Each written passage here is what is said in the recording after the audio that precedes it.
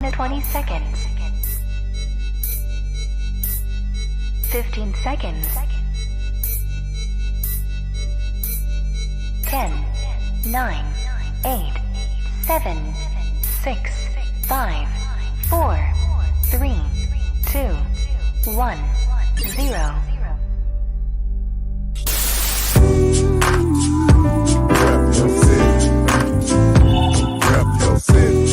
Okay. Rep your city. Let me see the mic. Rep your city. Give me the mic. Rep your city.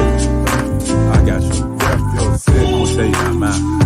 Rep your city. It's time for us to go live, so rep your city. I really would appreciate if y'all roll with me. Feeling this music cause it makes me wanna step. And if you don't want to, then you lying to yourself.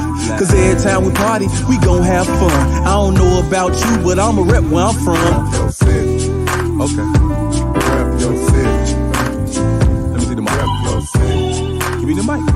Rep your city.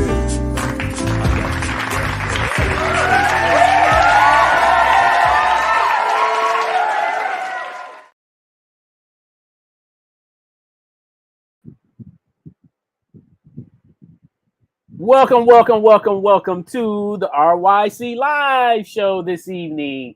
This is Rep Your City Fresh Fridays. And my name is Artistic. I'm your host for tonight. And welcome once again to another episode. We do this each and every Friday night, usually at 8 p.m. But tonight we're doing a double feature. So we have our special guest dancer on tonight's set for the 5 o'clock p.m. episode featuring Albert Adams. And then at 8 o'clock, stay tuned in or come back, take your break and come back at 8 o'clock for Brandy Sanders. Both Soul Train dancers, both natives of Chicago, and we're going to hear their stories tonight. So before we get underway, we'd like to just encourage everyone to please share this broadcast, share it to a friend, share it to a family, share it to a crewmate. If you'd like to be a guest on a future show, please do subscribe to our YouTube channel. And also you can send us a friend request on Facebook at RYC Live or Rep Your City. You can send us a friend request or connect with us on the social media. Also subscribe to the channel, which is RYC Live. If you'd like to be, once again, a guest on a future show, just send us an email to ryclive@yahoo.com. That's ryclive@yahoo.com. And one of us from the team will be more than happy to get back to you to book you for a future show on a future date. So take this time once again to share this broadcast. Let everybody know that we are talking and highlighting the discussion tonight about the legacy and contributions of the dancers from Soul Train, specifically from the local Chicago show, the Soul Train show here in Chicago. We want to continue to keep the legacy of these dancers alive, and we need your support. So tonight we're going to have a great discussion. We're going to talk about some great history. I'm looking forward to it. And so, hey, look, we got Albert Adams in the backstage area. And so I'm going to bring him out. And, you know, if you have any questions, any comments that you'd like to engage with us tonight, please feel free to make mention in the comment area. You can just type in your comment or your question in the comment area, and it'll pop up and I can post it live for everyone else to see. And hopefully we'll be able to answer any of your questions and engage to any of your comments. So without further ado, let's introduce our brother, the man, Mr. Albert Adams. Welcome to the show, my brother. Hey, thank you for having me on. Yes, sir. So let me just bring up your name down here at the bottom. Okay, and then we're going to put in our regular backstage template, or our main stage template, should I say. There we go. So that's it, Fresh Fridays. Oh, boy, look at that. Yeah. So, hey, listen, man, we want to thank you so much. We want to first just thank you for taking the time out of your day. I'm glad that I was able to connect with you via Brandy. Brandy was the one that connected us. And Brandy is doing a great job with, connecting people and putting together this great show. There's going to be here in Chicago. Yeah. So we're going to talk about that. But before we get to that, we definitely want to talk about your contributions and your part of the story and the timeline in regard to Soul Train and you coming up here in Chicago and what that was like. And so, again, for everyone that's tuning in, this episode is archived on our Facebook page and on our YouTube channel, which is Rep Your City, or RYC Live, which is short for Rep Your City. And so if you miss any of this or you need to go do something, you can always come back and look at the playback. So it'll be nested there for you all to see. And for you, Albert, you can share this with your family and friends. Again, it's on Facebook and YouTube, so it's going to be accessible to everybody that can connect to this channel, and then they'll be able to watch it. You can share it and everything. Oh, great. So listen, man, I just want to once again, you just don't know how much this means to me personally to be able to sit down here and talk with you, because I feel like we've lost a lot of dancers already. Yeah. I was in the process of interviewing Shabadoo right before his death. And I sent him a message on Messenger because he had some T-shirts he was getting ready to sell or something, and he said they weren't T-shirts yet. It was a drawing, but I think they were going to eventually make them into T-shirts. And that was the last contact, because I didn't really know him, but they were the judges of the contest when Mabel and I went to California. Yes. The lockers were the judges. Yes. So, so unfortunately, and he was also in the midst of writing a book. And so, it just kind of really brings it home when, you're trying to make plans to do something. A lot of us think we got a lot of time left. Yeah. You just really don't know. And so I think it's important to kind of be focused on achieving your goals while you still can, to get it out there. So at least, in the event that something happens, at least you've done that part. It's done, So, yeah. So that's why we've been taking the time every week to take a little chunk out of our day or some hours out of the week to kind of put together this production to kind of encapsulate our history, our contributions, and then put it out there to the world. Okay. Yeah. So makes total sense.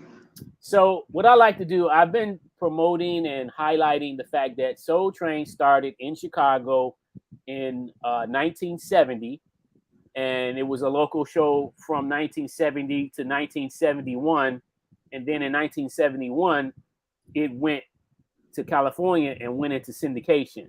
But there still was a local show going on here from 1970 to 1976.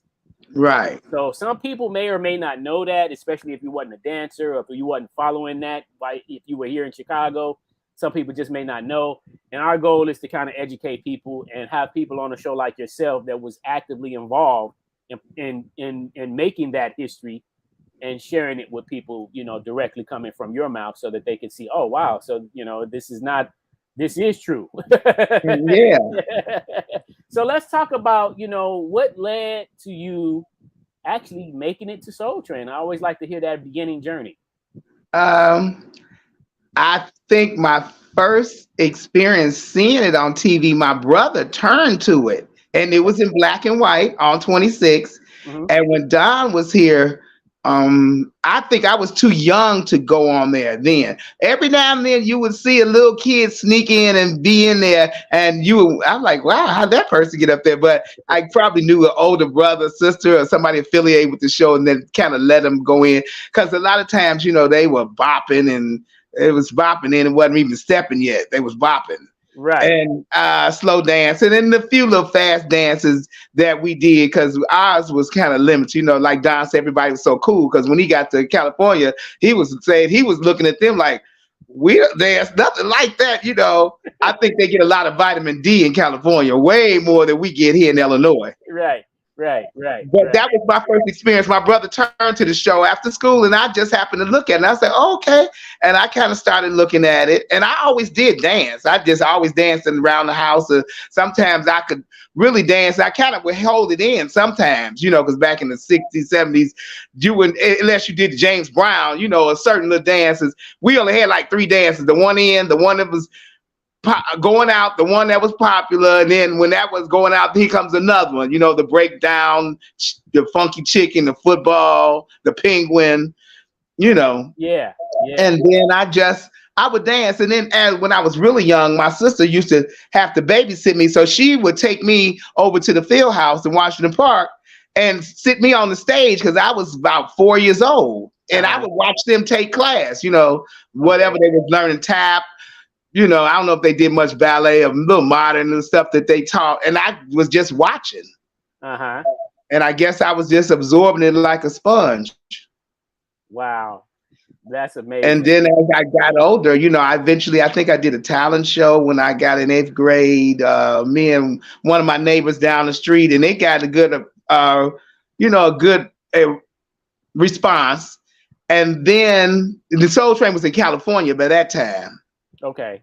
And then I went to school at CVS, and I used to see some students that were older than me. They were going on Soul Train, and I hadn't gone on Soul Train. So I entered a contest in 1975, and my partner and I, but we didn't win. And I think that the guy at WVON told my mom that we kind of weren't evenly yoked as partners. Okay. So I went back again. I filled out. One of my division people, Diane Hicks, who ended up going out to California dancing on Soul Train as a regular after we got out of CVS. She took me down to Cream Talent, where I met Mabel. Okay. Hey, Albert, can you scoot over just a little bit? You're kind of getting cut off a little bit. There you go. So I met Mabel and her boyfriend Bill, and so I guess I was getting those leaflets that they were sending back out about getting in the contest. So I re-entered the next time with Mabel. Okay. And we started practicing and stuff. And then I think me and Mabel, we kind of started doing a few little nightclub shows and stuff. Maybe before we did the Soul Train thing, I think we might have did something. Bill kind of put us out there. But I was already, I don't know, had I gone to Soul Train downtown yet? I thought I went to Soul Train in California first. Okay. I think. I could be wrong, but I think I did. But anyway, Mabel and I entered the contest, and we did round after round after round. And then finally, we made it to the High Chaparral. And then, lo and behold, we actually won. And so that trip was the winning and encompassed us getting like Johnson products and Ultra Sheen, Afro Sheen. We did a press junket, like you asked me earlier about a press junket. Actually, we did do an interview and a dance out in front of Johnson Products on 87th and the Dan Ryan, because that's where the headquarters were. And they were a big sponsor of Soul Train. Yes. So we did, after we won, we did do a dance and a interview or something that was on WTTW. Okay. And then I think that was before we left to go on the trip. And so then we went and took the trip and had the excursions, met all the other contestants from other cities. And then we sat on the bus on, I don't know, we were coming from the airport night. When we said Chicago, they were, ooh, like we was thugs or something. It's like, no, we had the bad rap. They looked at like Chicago, they looked back and, we looked at them like, what's wrong? And but it was a wonderful experience, even though we came in, I think we came in like 5th place in the nation. Okay. Well, we lost, but we had a great time. We met friends. We met Jeffrey and Jody, Tyrone. The Lockers were the judges. I kind of met Demeter, and I had this bag they had all signed, but I think I left it at a party one time, and there it goes. It had a lot of the signatures on it. And it had the Soul Train logo that they gave. It's like a flight bag. Okay. And because by that time I came home and then I started doing shows and, but when I came back to school, I had become, as popular as the football players at CBS. And then I became the mascot of CBS. And then I started going downtown dancing on Soul Train after school. Okay. Running. Running to the L, the Green Line to get on the train, to go down to WCIU and go to the top of the Board of Trade building. And I just did an event for Pepsi at Union Station the other day. And I sent Brandy a picture of the Board of Trade building. So she see where Soul Train actually was, on the top floor. Yes. Yes. And Soul Train was so small that half of us would dance, and then on the commercial, they would have us come out and let the other half go in. Okay. And the core people who came every day, they got to stay in when the switches, came in and out. Okay. Because I wasn't on it. Go ahead. Now, I was going to say, now you were there for the local show, so you got a chance to be with Clinton Gent, right? Clinton Gent, yeah. Clinton, yeah. Yeah. So here's a picture right quick I want to show. Yeah, so this is the old set, right? Right here in Chicago. Yeah. It was a little box. Yeah. So what was that like? Like, in the beginning, when you were going down there, I understand, and I've been hearing this from a lot of dancers saying that they had to stand in this long line and you would get handpicked. Is that true? That's so long ago. I remember taking that long elevator ride to the top and getting off. Yeah, and it was a little line, and they would pick people to come in. I don't know. I can't even remember. Did we have to write in or do something, to actually get on the list to be down there? I can't remember. I don't know if it's a phone number or you had to get recommended by somebody that was already going on that show. Because I had a buddy, Ronnie, who danced on both shows too. And he was in the Soul Train contest.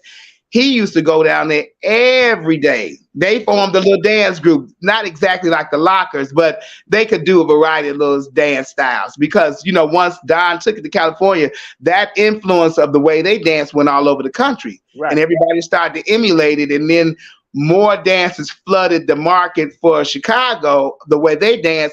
And we adopted and adapted to not only the local dances that were popular here, we started those that liked to dance and took on that styles, embraced it and absorbed what they were doing because it was a big influence. Yeah. But we did have to stand up and wait. And then, like you said, they would kind of pick, and then once I finally think I got in and I got a chance to really let go, Clint used to say, yo, you make sure you come back. You come back. Right. And I would come back sometimes. I didn't go every day like Ronnie and them. They were there constantly. And I would stay at home and watch them. Right.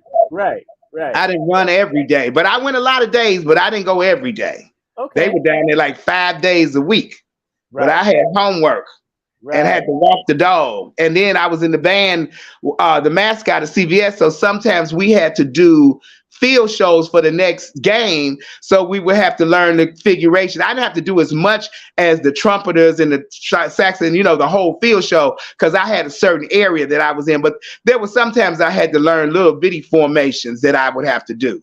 Okay.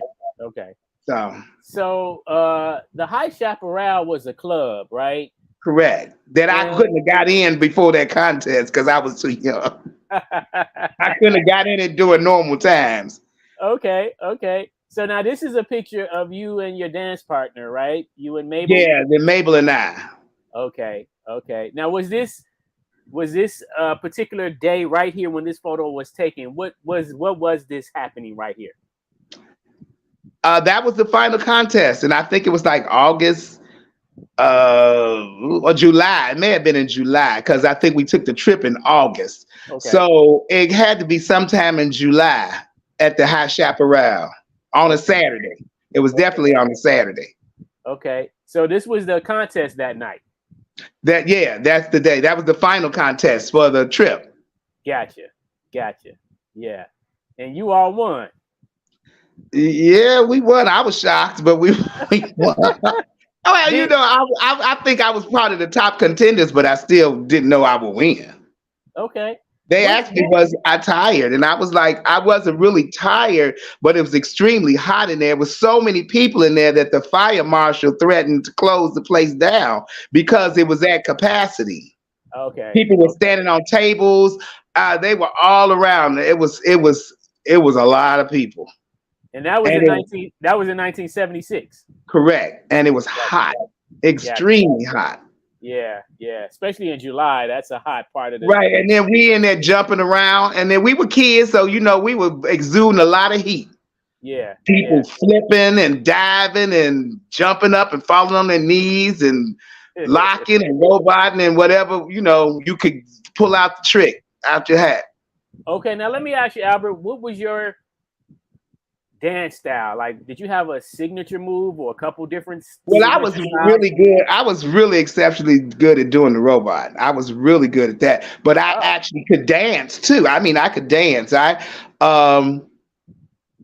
didn't really like locking as much then until I got into a little dance group at my school with my girlfriend Millie, rest her soul. She could really do it. She used to, oh my gosh, she used to tear CVS up, something awful. She got suspended for taking a show from the Shy Lights.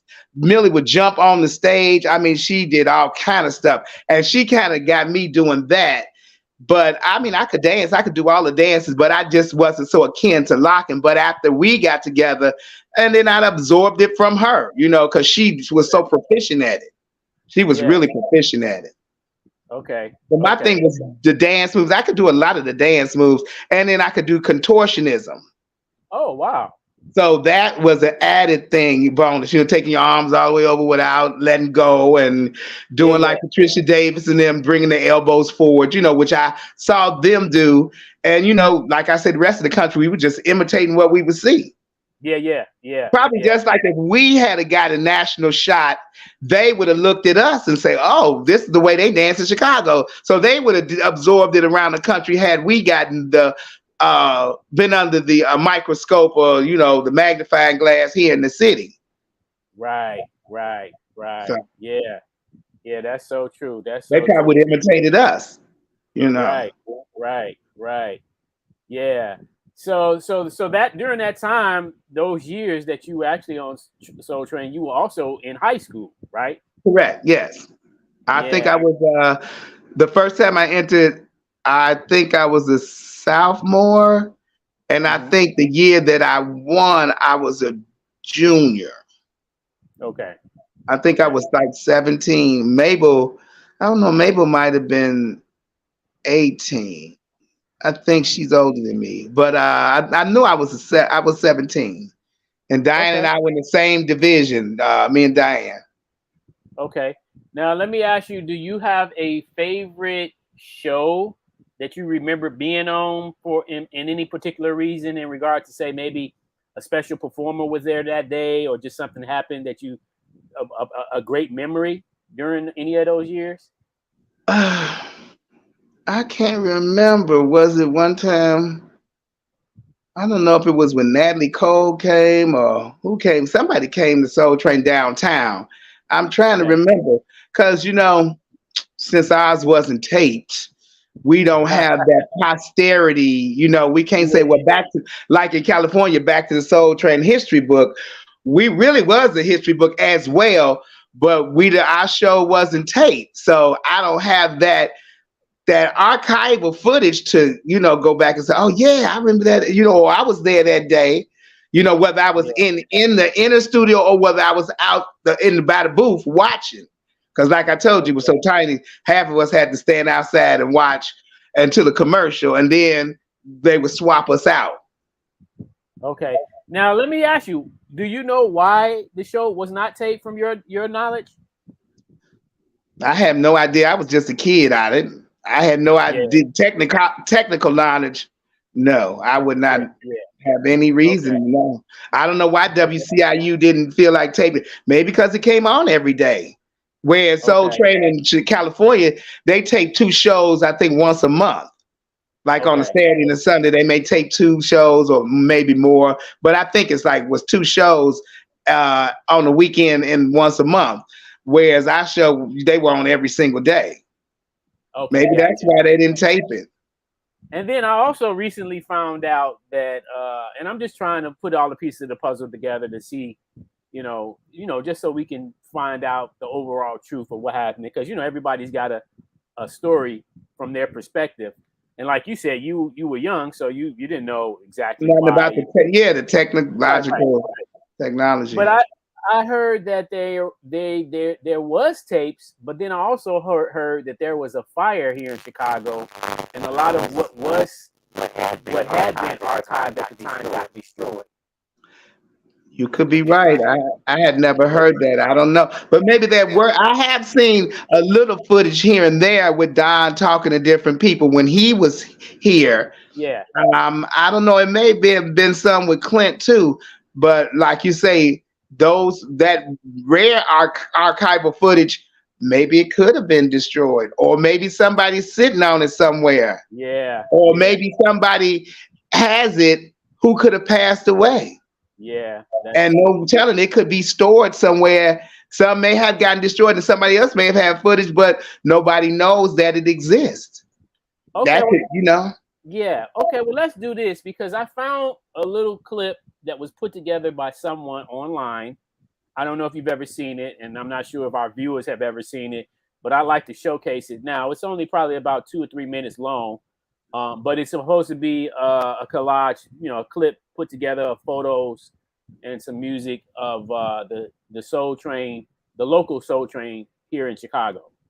So let's add it in real quick. Mm-hmm. We're going to watch this together. And then we'll talk about it afterwards.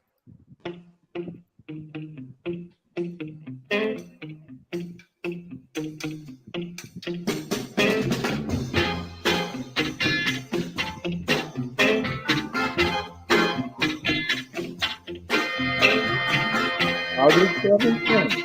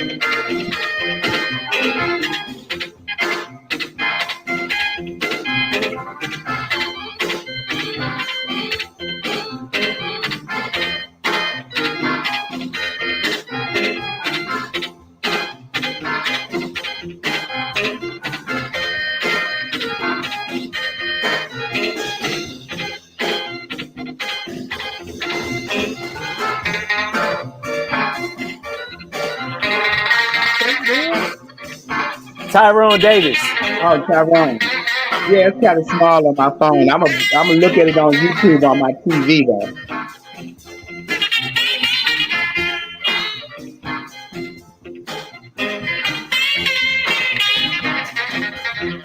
King Curtis.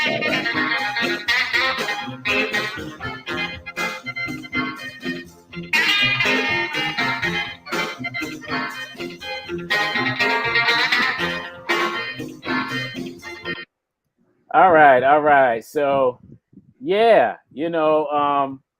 I it's very short, but at the end of the day, it's Chicago. So you see some pictures of Tyrone Davis. You see the Staples. You see BB King was on there. I thought that was at first. I thought it was Chuck Berry because I'm watching you on a small screen, but I will because I can just watch Rep Your City on YouTube, right? Yes. And I can just pull it up on my big TV, then I can really see it. But yeah, I remember fond memories. I know a lot of times that I did go, there wasn't always a guest star every day. You know, they didn't come in because it was every day. They didn't always have a guest star, but I do remember Natalie Cole coming. Okay. I do remember Natalie Cole, and she was kind of starting out. She had a little natural. Yeah. Yeah, and I understand that Don, in the beginning, you know, he just kind of contacted the people that he knew. So, you know, like Curtis Mayfield and, like I said, the Staples, you know, these were people, local artists here that were on their way to success. But, you know, they were here in Chicago at the time. The Emotions, you know, the Shy Lights, you know. Yes. Exactly. And I think when he got to California and needed that name, I think he contacted Gladys. Yes. And she came on, you know. Yeah. I think she might have been, I don't know if he was the very first guest, but it might have been because I, you know, watched his interviews. And actually, I went downtown when they named a street after him. He came in, you know, before his transition. Yeah. And we were all in Millennium Park, and he was on the stage, you know, thanking people. Oh, that's nice. I didn't get a chance. You know, I think that at that time his memory had gotten really affected. Yeah. So, you know, he was somebody that was backstage with him said, yeah, well, he didn't really recognize who I was. So okay. You know. Yeah. So it's cool. But we, like I said, we've been reaching, you know, trying to contact a lot of the dancers from Chicago as well as California, and we're just trying to coordinate to get everybody that we can to share their stories, and then, you know, also participate in some of these events that we're going to be doing. That's already some of the events that's already happening and events that's coming up in the works, to kind of just continue to celebrate and honor the legacy of the dancers. Because, you know, thank you. That's wonderful. I'm glad to hear that. Yeah, because, you know, like in times past, there's always been more celebration for the musicians, like the singers, and not so much stuff for the dancers. Right. And when they made the offshoot award shows, they usually use most of the time the actors that are doing the announcing and are already known or have a platform. They've been on this show or that show. They use them to emulate the dancers that was the dances, shall I say. Right. And they never really called on the actual dancers that danced on the show to honor them or have them up there if they still dance, because a lot of them by that time they had Lady of Soul, and all of the dancers had gone on to have families and some transition or with grandparents by that time. So whether they would actually get up there and dance, maybe or maybe not.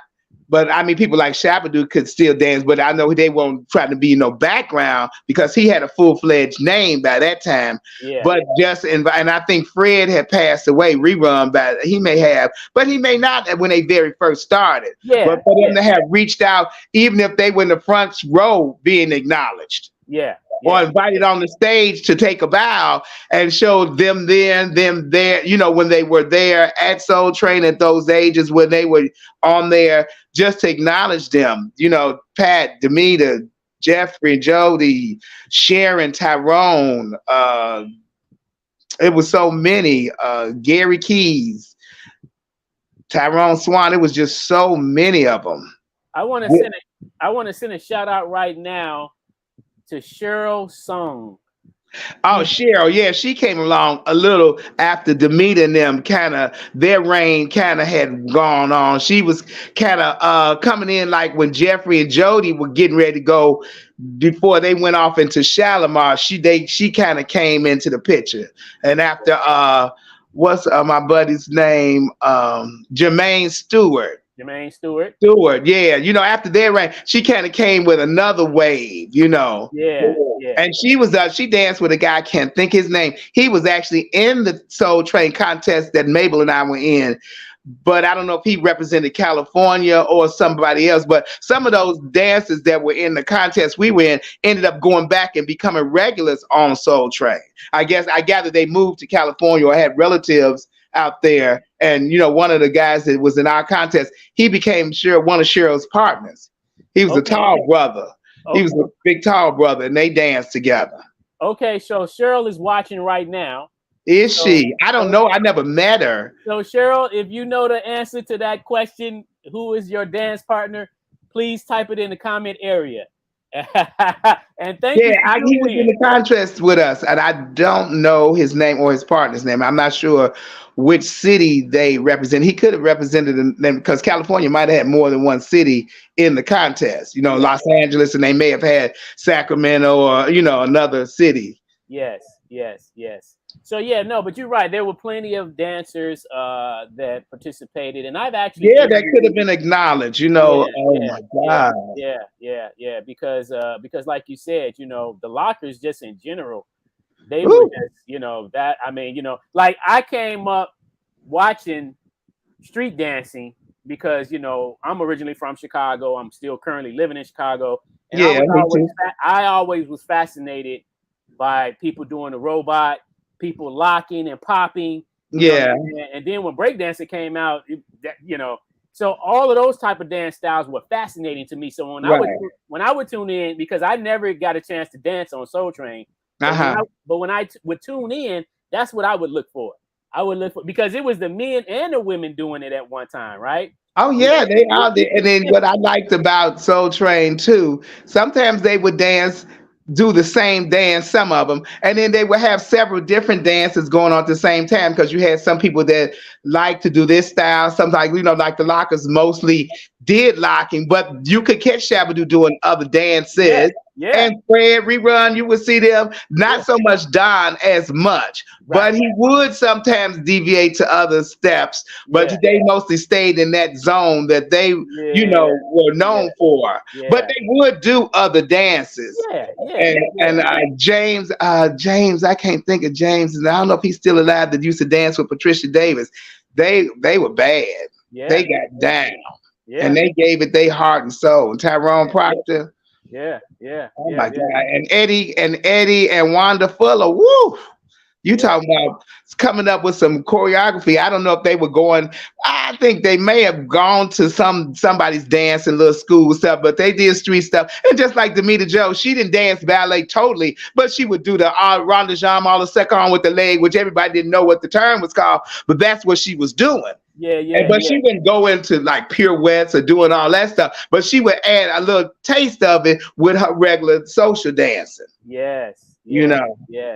No, you're right. And then I would see Eddie Cole Eddie, whatever, I can't think of Eddie's last name, but he'd throw a little pot of bouret in with the little steps. But him and Wanda, they used to come up with some stuff for you.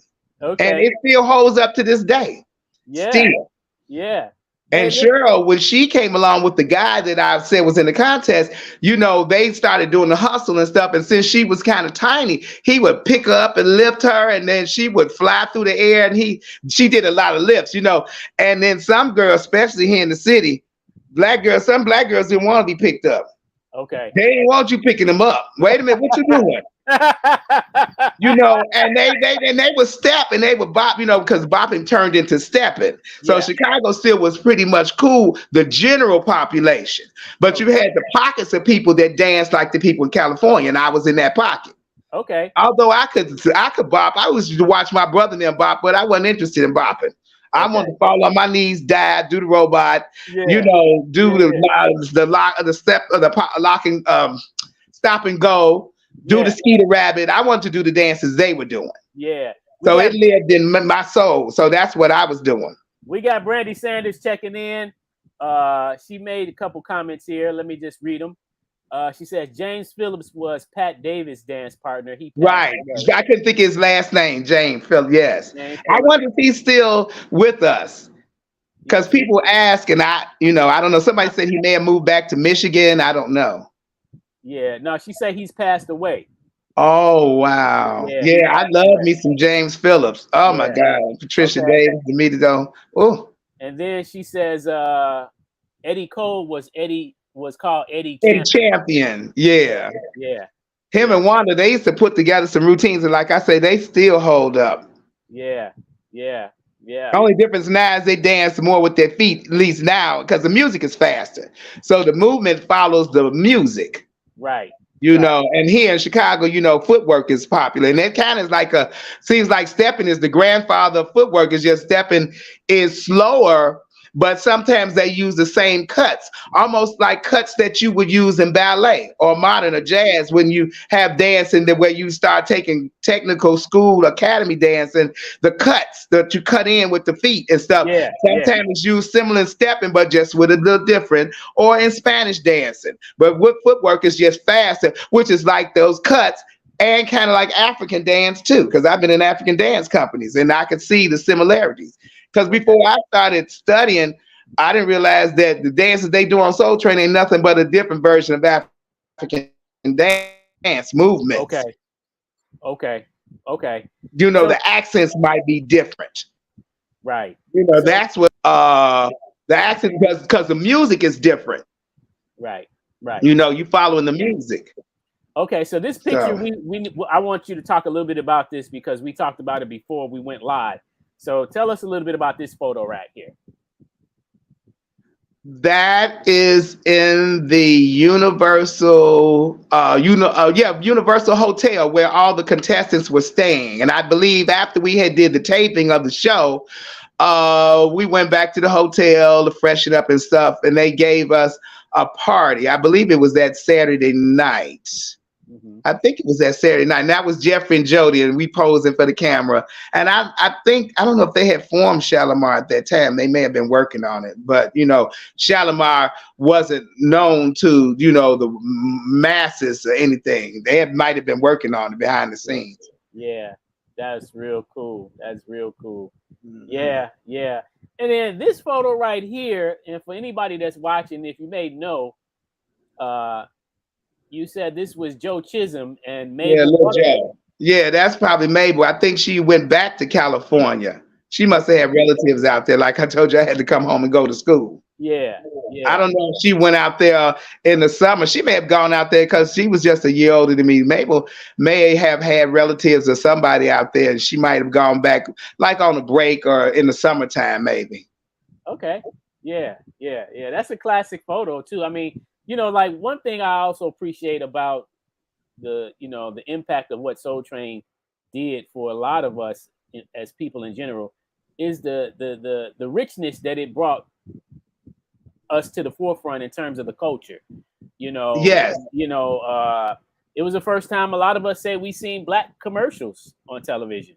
Oh yeah, the hair care and mostly haircut since it was sponsored by Johnson and Johnson product. Right. And then just the fashion, of course the music, and then the dancing, you know, it was a combination of all those things. Exactly. It propelled the culture further. And I like that he would bring people on that were from various areas, not just entertainment, but from business aspect, and people who were doing great things in college. And even sometimes actors would come and they would tell, like Vanetta McGee and, you know, Pam Grier or something, Jim Brown. He would bring people from other professional avenues saying how they, I guess they would say how they got to where they were or how they were doing in the areas that they were in, flourishing. Yeah. So it was educational to see, if you see it, you can be it. Yes. And he would even bring in teens that had won pageants, this kind of pageant or that kind of pageant that were coming out. You know, if they were canvassing, you know, the spots they had to do, they would stop by there, and he would expose them or expose us to them and them to us. Yes. And he put a lot of people on the map. He put a whole bunch of from all genres, or help them stay on or attain even better status on the map. Mm-hmm. And, you know, when he transitioned, it was the same week as Whitney Houston. And it kind of like, so Big Soul Train, Little Soul Train, it kind of, Whitney Houston was like, oh my God, you know, and Don that same week had transitioned, and it kind of outshined. And they still, it's not too late. They need to still do some kind of monumental thing. I think the recording industry, you got titans in the recording industry. They should put something together that exemplifies his legacy. Not only did he do it for the black people, but for the United States. Yeah. Because a lot of these old Soul Train shows that you see on YouTube, if an old person from Soul Train or somebody didn't get a hold to it, a lot of the footage, do you know the Chinese people got it or Japanese? I don't know. Somebody over there, they've been studying us for years. That's why you got this Y2K, these groups that can dance just like us. They have been studying us since they got a hold to them tapes. If you look and see those that actually dance like we dance with the same rhythm and intent, they have been studying us. And now they reproduced. And that these groups, look at these groups that they're crazy about, that can pick up the choreography. Because not trying to be funny, sometimes the Asian people, not all over, but not everybody, right? Just like all black people can't dance and all black people do not eat chicken. Right. But a lot of Europeans and Asian people kind of dance on 1 and 3. Okay. I don't know if they hear music different than us. We dance on 2 and 4. Okay. Basically, that's why you see us bopping.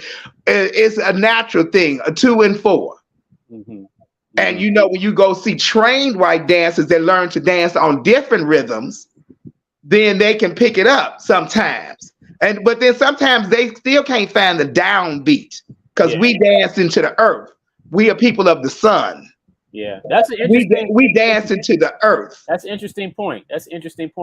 And even when we go to take technical dancing and stuff, those that take technical dancing first, sometimes they can lose that downbeat. Sometimes some people do.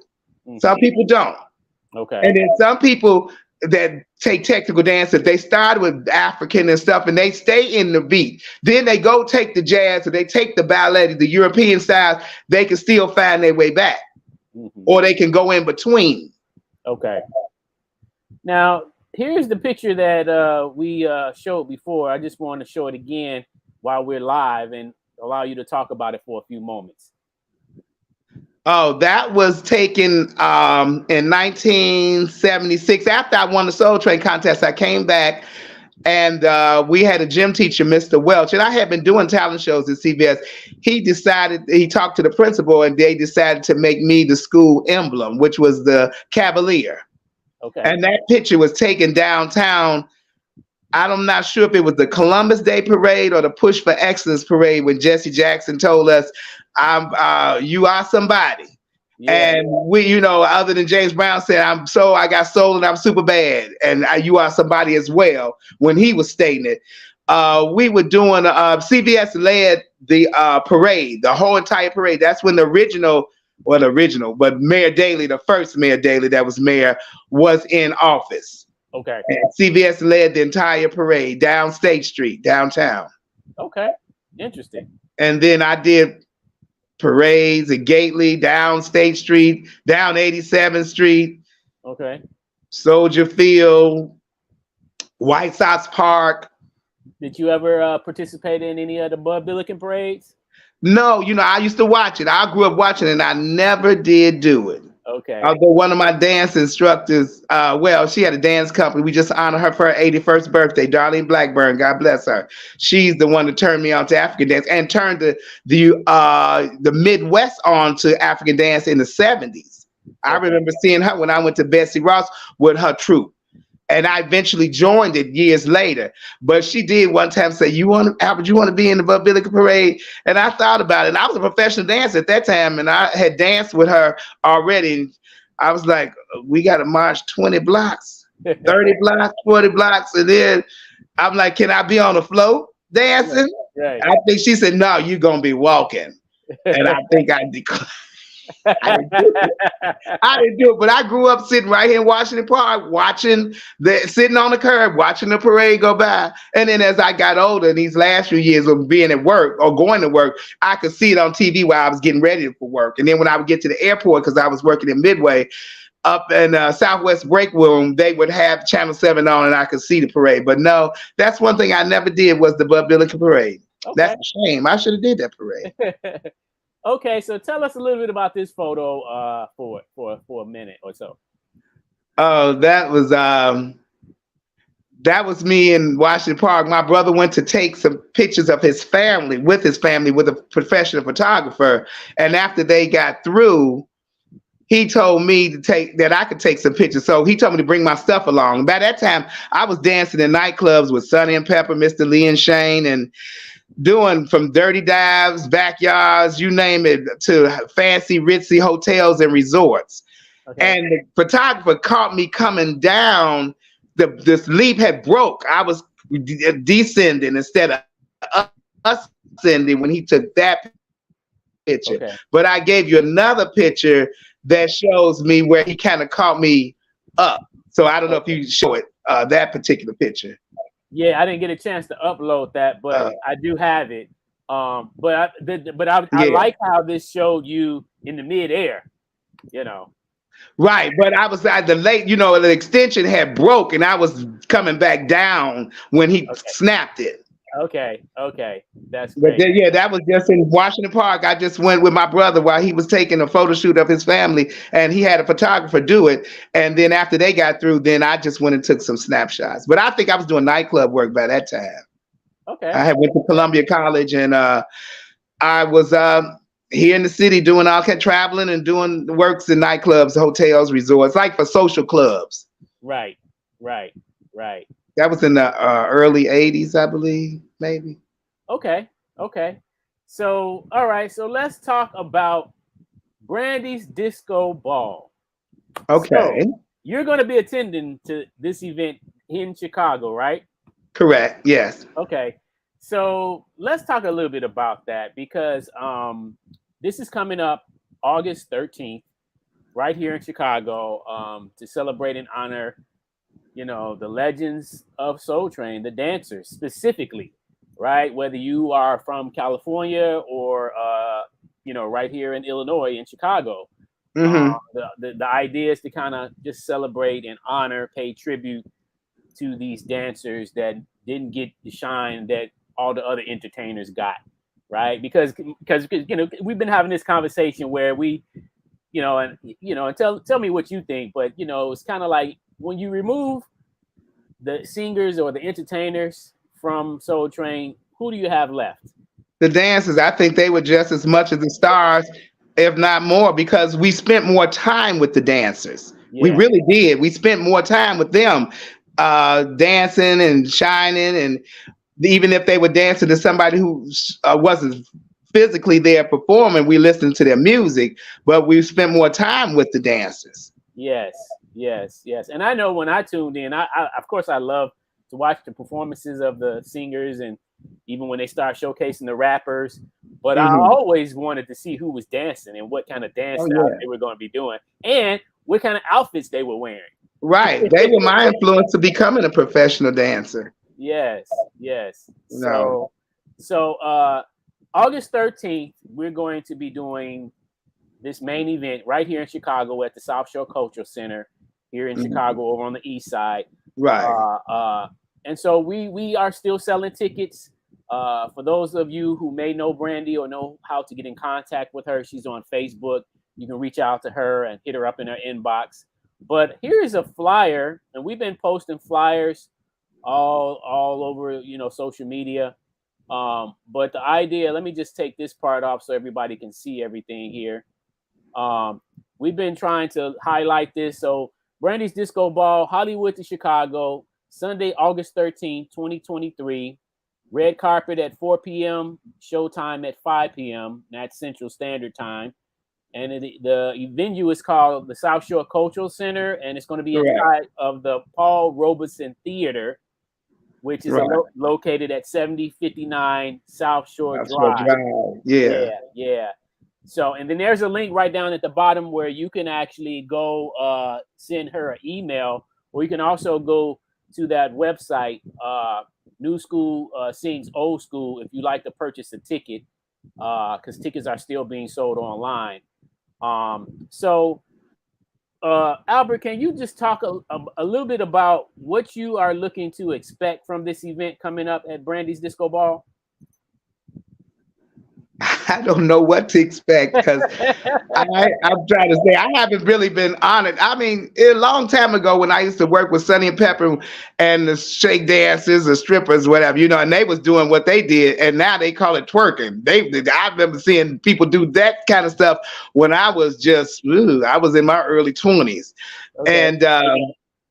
And we used to do nightclubs, but one time in the Grand Ballroom, once a year, they had their own core of honors, and they would honor people in their community that did the best at the clubs, was the most acclaimed. And I guess, I don't know who was the board that picked whomever, but I used to get little awards for like the best newcomer.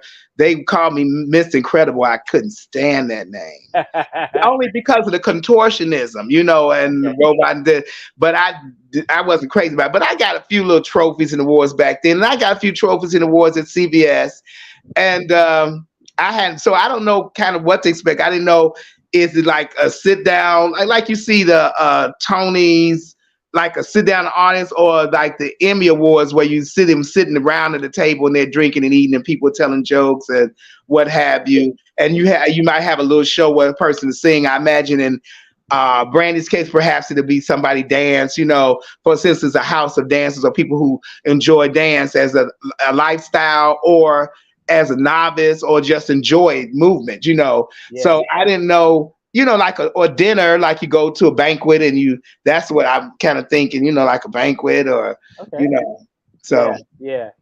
Well, because I used to work there, actually. I worked in the South Shore of that building, teaching dance for the Park District. Wow. In the 90s, I think. I worked in the South Shore Country Club, in that ballroom that they're using. I used to have my day campers running around, and then we used to have to produce a show at the end of day camp. I taught dance camp, one taught theater camp, another one taught this. And at the end, you have to put a show on for the parents. Yes. Well, so, I think at the end of the day, the goal is really just to celebrate and have a good time. Okay, so and acknowledge. Be acknowledged. I mean, because again, dancing has always been fun for me, and I'm quite sure for many of us, right? Right. It always kept us in shape. It does. And and now that we are older, obviously we can't dance as great as we used to, but it's still good to be able to get down, like you say, and once you hear that music, sometimes your body automatically go into dance mode.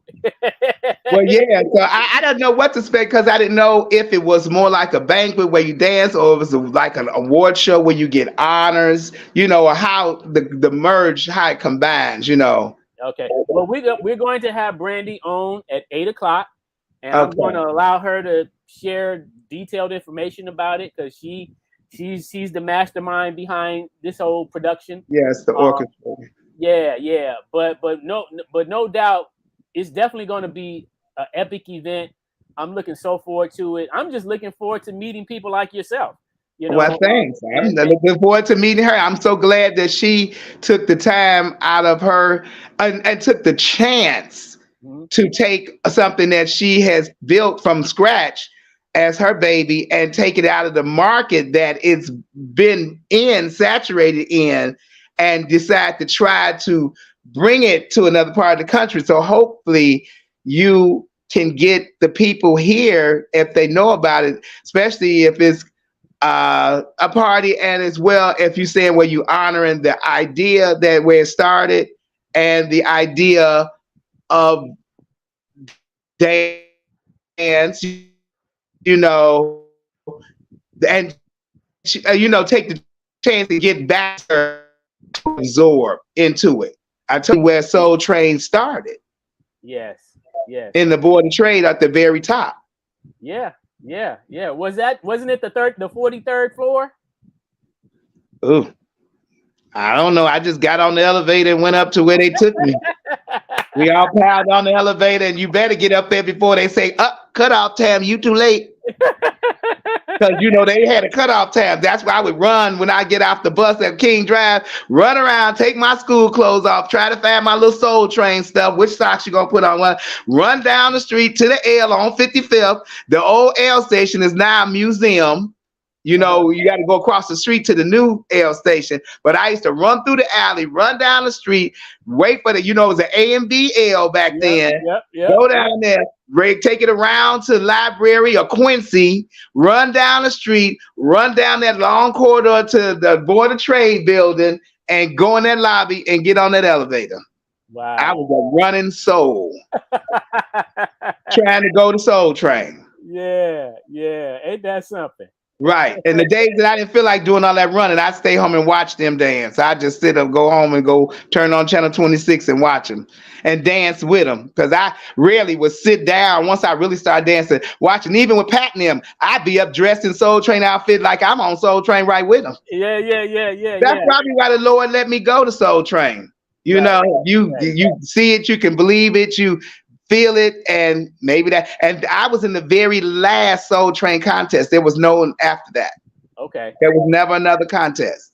Now, what I would like you to do, because we're getting ready to conclude, but what I would like you to do, Albert, when you get some time, if you have time, to take a picture of your awards.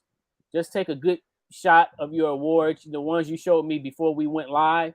And if you can send those to me. The TV set and the 7-Up bottle. Yes. Okay, and send it to you. Yes, because I want to. Because I sent it to Mabel. Mabel said her mother's house had caught on fire, so she didn't have the photos and different things.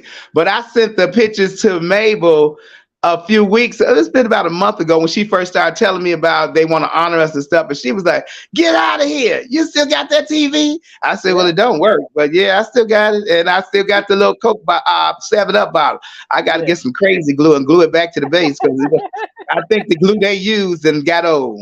Yeah, it got to be almost 50 years old at those items." Exactly. So let me ask you this: the last question, in conclusion. If you had any up-and-coming advice or any advice to give to any up-and-coming dancer, what would it be? I would say, of course, don't forsake your education.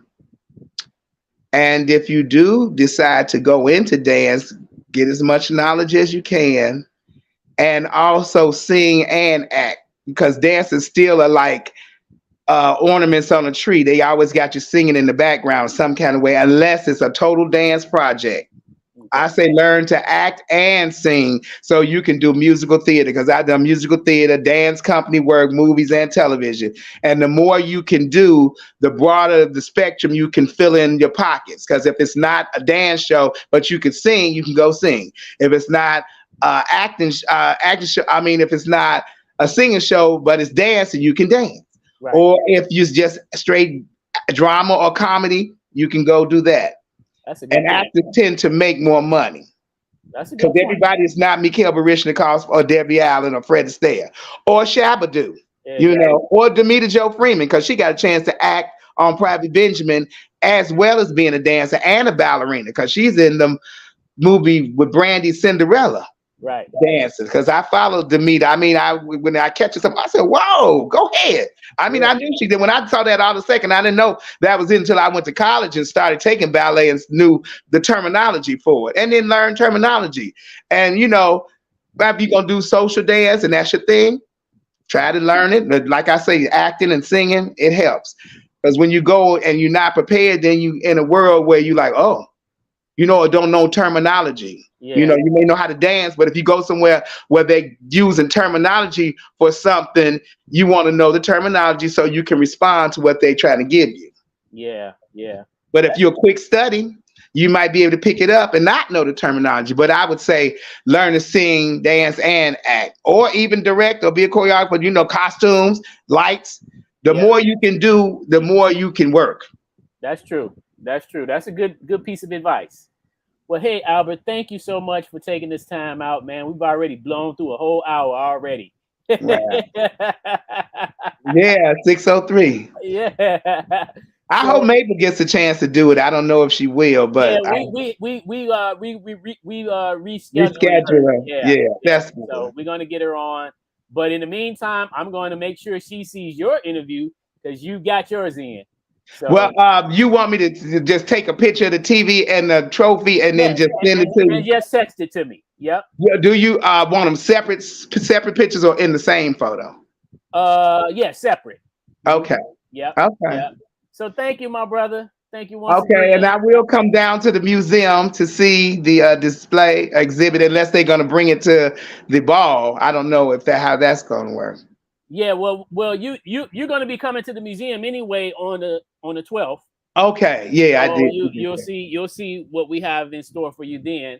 But and then obviously Brandy's Disco Ball is the next day. But if you Correct. want to come back after that weekend sometime to see the museum in its entirety or whatever, Yeah, or I whatever, would love to see it because I didn't know it existed. Yeah, Just like you say, the people in California didn't know our soul train existed. I didn't know there was a hip hop museum right down the street from me. I could practically walk to it, like 10 blocks away. Yeah. So we got a lot of work to do. Yeah, well, I can't wait to see what you're gonna wear to the event. You gonna have on 70s clothes? I gotta figure something out because I do have a 70s outfit. Yeah, I'm gonna try to see. If I don't know if I'm gonna get a new one or if I'm gonna wear one that I already got. yeah, I was kind of debating. I still got suspenders and Soul Train socks. Bought new ones, but I wear they clown socks. Clowns wear them in the circus, but I call them Soul Train socks. Yeah. So thank you, man, once again, and thank you all for watching. We will be Thank back. you for the invitation. Yes, we'll be back tonight again with another episode with Brandy Sanders at 8:00. So take a break and come back at 8:00, and then we'll be back again next Friday with another episode at 8 p.m. with another fresh episode of Fresh Fridays. Okay. All right. So we do this each and every Friday night at 8 p.m. Tonight we just had we're having a double feature. So thank you once again, Albert. You're welcome. Thank you for inviting me. Yes. And everyone else out there, don't forget to rep your city. I am Artistic, and we are out. Peace. And hair grease.